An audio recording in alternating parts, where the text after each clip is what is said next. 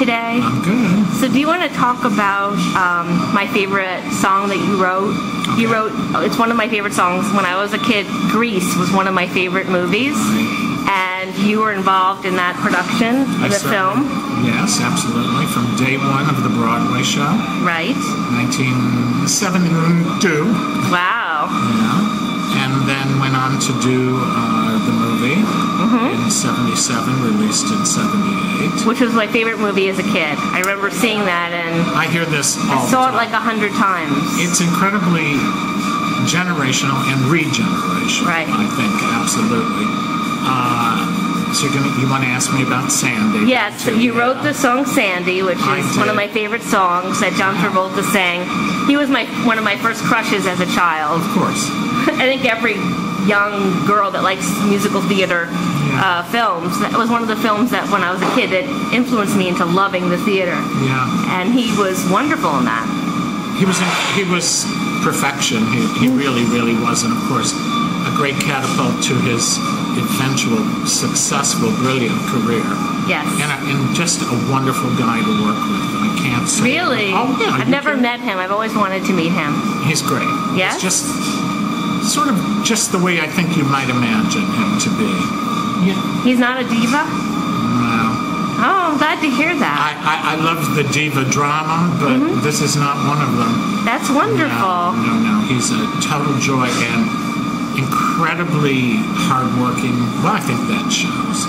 And incredibly professional and incredibly prepared. And what a difference he did. He did Grease when he was a young hot stud, and then he played Edna Turnblad in Hairspray a couple years ago. I know. I was always kind of, when I saw that announced, I thought, John, is there something you want to tell? No, and yet I thought it was a great turn, and also I think incredibly adventurous, and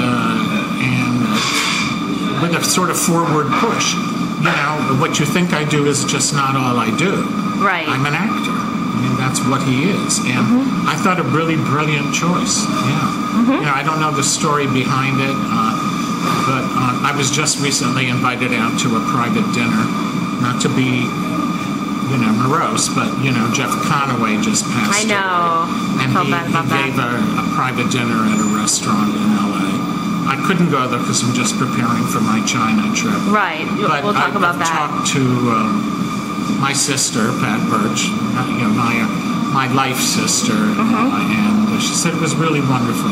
It was very personal and very quiet and not a lot of pomp and circumstance, but, just paying respect to Jeff, who was an extraordinary guy also to work with. He was in the film too, right? Yes, he was. And he was a standby on Broadway. So oh, I didn't know that. I go back with Jeff forever. Oh, wow. Total joy every single day. Really? Yep.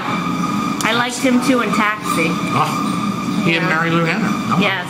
Mary Lou Henner comes from Chicago in the original Kingston Mines version of Grease. Fantastic. Yeah. Okay. Very good friend of mine. Well, so how did you come up with Sandy? Oh, Sandy, baby. It was really kind of simple. Can you sing it? No. You want to sing it? Sandy, can't you see I'm in misery? And then when I used to do it in my act, I would close and I would say, oh, Sandy, you bitch. That's funny. But Sandy's a real person. Really? Yeah, she was my very first girlfriend when I was 13. You're kidding. No, we still communicate, yeah. Oh, wow. So we're sitting in a trailer on the Paramount lot. This sounds like I'm making it up, but I'm not. This is the true right place, right time show business story. Okay. And it's about 2:33 in the afternoon, and Alan Carr, the producer, along with Robert Stigwood, says to Pat Birch and me, well, John's decided, since Olivia now has Helplessly Devoted, and we now have You're the One That I Want, he wants an original song in place of drive-in movie.